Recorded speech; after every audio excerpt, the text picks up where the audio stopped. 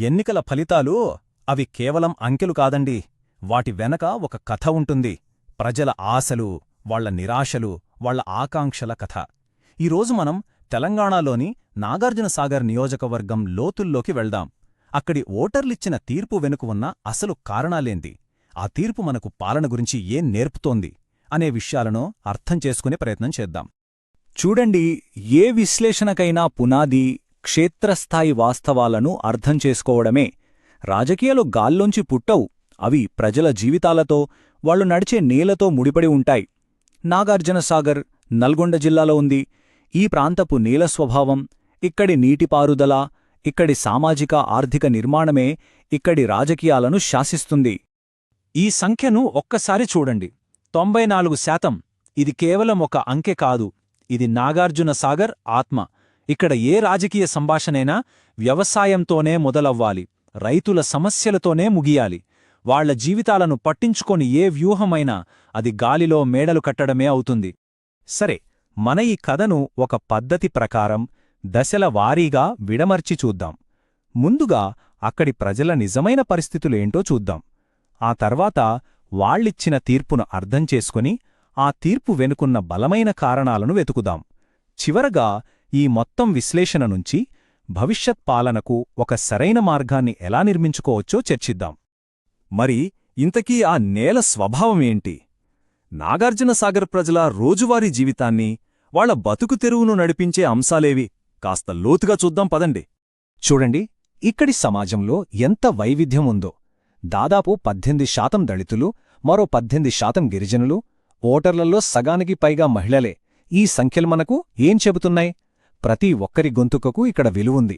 మన రాజ్యాంగం కూడా ఇదే కదా చెప్పేది. ప్రతి వ్యక్తి గౌరవాన్ని, వారి అభిప్రాయాన్ని బాధ్యతాయుతంగా వ్యక్తపరిచే స్వేచ్ఛను గౌరవించాలని. ఈ గణాంకాలు ఆ ఆదర్శాన్ని మనకు గుర్తుచేస్తున్నాయి. అందర్నీ కలుపుకోపోయే పాలన ఎంత అవసరమో నొక్కి చెబుతున్నాయి. సరే, ఈ సామాజిక ఆర్థిక నేపథ్యం 2023 ఎన్నికలలో ఒక బలమైన తీర్పుగా ఎలా మారింది? ఆ ఫలితాల్లో కనిపించినవి అంకెలు కావు, ఒక స్పష్టమైన సందేశం. ఒక్క క్షణం ఆగి ఈ సంఖ్యను గమనిద్దాం. దాదాపు 17%. రాజకీయాల్లో ఇది చిన్న మార్పు కాదు, ఇది ఒక రాజకీయ భూకంపం లాంటిది. ఓటర్లు కేవలం తమ అభిప్రాయాన్ని మార్చుకోలేదు, వాళ్లు చాలా గట్టిగా, స్పష్టంగా ఒక సందేశాన్ని పంపారు. వాళ్ల అసంతృప్తి ఎంత తీవ్రంగా ఉందో ఈ సంఖ్య చెబుతోంది. అంత పెద్ద సంఖ్యలో ప్రజలు ఎందుకు ఓటు వేయడానికి ముందుకొచ్చారు? 86% పైగా ఓటింగ్, 17% ఓట్ల స్వింగ్. ఈ రెండింటిని కలిపి చూస్తే ఒకే విషయం అర్థమవుతోంది. ఇది కేవలం ఓటు వెయ్యడం కాదు, ఇది మార్పును డిమాండ్ చెయ్యడం. కాబట్టి అసలు ప్రశ్న ఇదే: ఎందుకిలా జరిగింది? ఈ భారీ మార్పుకు దారితీసిన ఒత్తిళ్లు ఏంటి? రైతుల జీవితాల్లో, పల్లెల్లో ఏం జరుగుతోంది? ఈ ఎన్నికల తీర్పు ఉన్నట్టుండి ఆకాశం నుంచి ఊడిపడలేదు. ఇది చాలా కాలంగా వ్యవసాయ రంగంలో పేరుకుపోయిన సమస్యల యొక్క ప్రత్యక్ష ఫలితం. పాలనా వ్యవస్థలు ప్రజల అవసరాలను తీర్చడంలో విఫలమైనప్పుడు వాళ్ల తీర్పు ఇలాగే చాలా కఠినంగా ఉంటుంది. ప్రభుత్వం మద్దతు ధర బాధ్యతల నుండి పారిపోయింది. ఈ ఒక్క వాక్యం చాలు రైతుల ఆవేదన ఏంటో అర్థం చేసుకోడానికి. నియోజకవర్గానికి వెన్నెముకలాంటి రైతులు తమను ప్రభుత్వం గాలికి వదిలేసిందని బలంగా నమ్మారు. ఇది నమ్మకం దెబ్బతిన్న సందర్భం. అసలు కథ ఇక్కడే ఉంది. ఒకదాని తర్వాత ఒకటి. వరి ధర పడిపోవటం, సరైన సమయానికి యూరియా దొరకకపోవటం, ఎప్పటినుంచో ఎదురుచూస్తున్న నీటి హామీలు నెరవేరకపోవటం, ఇవన్నీ చిన్న చిన్న సమస్యలు కావు. ఇవన్నీ కలిసి రైతుల గుండెల్లో ఆగ్రహాన్ని పెంచాయి, ప్రభుత్వ వ్యతిరేకత అనే నిప్పును రాజేశాయి, వాళ్ల రోజువారీ జీవితాన్ని, వాళ్ల బతుకు తెరువును దెబ్బతీశాయి. సరే, ప్రజల అసంతృప్తి ఒక వైపు. ఇప్పుడు రెండో వైపు చూద్దాం. అధికార పార్టీ దగ్గర ఉన్న వనరులేంటి, వాళ్ల బలాలేంటి, మరి వాళ్ల బలహీనతలెక్కడ బయటపడ్డాయి? దీన్ని మనం ఒక పద్ధతి ప్రకారం విశ్లేషిద్దాం. రాజకీయాల్లో గెలుపోటములు కేవలం జనాధారణ మీదే ఆధారపడి ఉండవు. ఒక పార్టీ దగ్గరున్న వనరులు వాళ్ల బలం మీద కూడా ఆధారపడి ఉంటాయి. VRINO అనే ఈ ఫ్రేమ్వర్క్ ఆ వనరులను సరిగ్గా అంచనా వేయడానికి మనకు సహాయపడుతుంది. అంటే, మీకున్న ఆస్తి విలువైనదా? అది ఇతరుల దగ్గర లేనంత అరుదైనదా? దాన్ని వేరేవాళ్లు సులభంగా కాపీ కొట్టగలరా? అన్నిటికన్నా ముఖ్యంగా, ఆ వనరును వాడుకోవడానికి మీ పార్టీ సిద్ధంగా ఉందా? ఈ ప్రశ్నలకు సమాధానాలు వెతుకుదాం. ఈ పట్టికను జాగ్రత్తగా చూడండి. సాగునీటి కాల్వలు. ఖచ్చితంగా అది వాళ్లకో విలువైన, అరుదైన ఆస్తి. కాని స్థానిక క్యాడర్ నెట్వర్క్ చూడండి. అది విలువైనదే, కాని అరుదైనది కాదు. వేరే పార్టీలు కూడా దాన్ని నిర్మించుకోగలవు. ఓటర్ల మద్దతు కూడా అంతే. వాళ్ల నమ్మకాన్ని కోల్పోతే ఆ వనరు విలువ కోల్పోతుంది. సరిగ్గా ఇక్కడే అధికార పార్టీ బలహీనపడింది. వాళ్ల కొన్ని ఆస్తులు శాశ్వతమైనవి కావు, సులభంగా చేజారిపోయేవిగా ఉన్నాయి.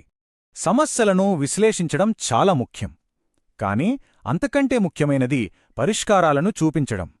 ఈ విశ్లేషణ ఆధారంగా ప్రజల నమ్మకాన్ని తిరిగి గెలుచుకోవాలంటే ఒక ఆచరణాత్మకమైన, బలమైన పాలనా ప్రణాళిక ఎలా ఉండాలి? పరిష్కారం ఈ 3 సూత్రాల మీదే ఆధారపడియుంది. 1. రైతుకు నీటి భద్రత. 2. ప్రతి గ్రామానికి మెరుగైన మౌలిక సదుపాయాలు. 3. ప్రతి కుటుంబానికి నాణ్యమైన విద్య మరియు ఆరోగ్యం.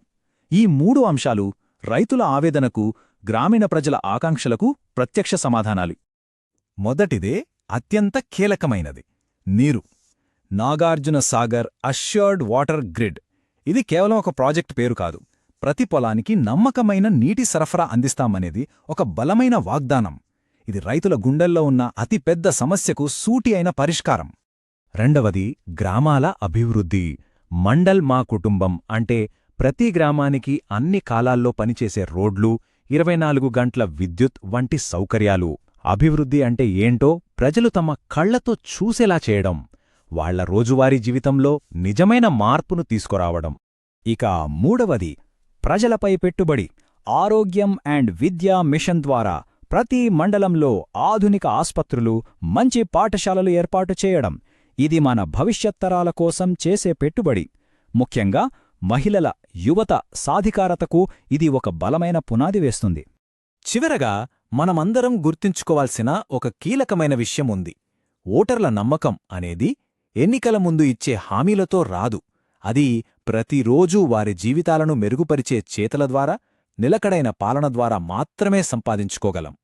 సమర్థవంతమైన పాలన అంటే ఒక వ్యవస్థ, అప్పుడప్పుడు జరిగే ఒక సంఘటన కాదు. ప్రజల అవసరాలను నిరంతరం వినాలి, వారి సమస్యలను పరిష్కరించాలి. ఈ ప్రక్రియలో ప్రజల వ్యక్తిగత సమాచారం సేకరించినప్పుడు వాళ్ల గోప్యతను గౌరవించడం అత్యంత ముఖ్యం. భారతదేశ డీపీడీపీ చట్టం ప్రకారం వారి అనుమతి తప్పనిసరిగా తీసుకోవాలి. వ్యవస్థల మీద నమ్మకమనేది ప్రజల పట్ల మనం చూపే ఈ గౌరవం నుంచే పుడుతుంది. కాబట్టి ఈ ఒక్క ప్రశ్నతో మనం ముగిద్దాం. ప్రజల తీర్పే అంతిమ డేటా పాయింట్ అయితే, ఆ తీర్పు వెలువడక ముందే వాళ్ల గొంతును వినే వ్యవస్థలను నాయకులు ఎలా నిర్మించగలరో సమాధానం ప్రతిస్పందనలో లేదు, ముందు చూపుతో కూడిన పాలనలో ఉంది.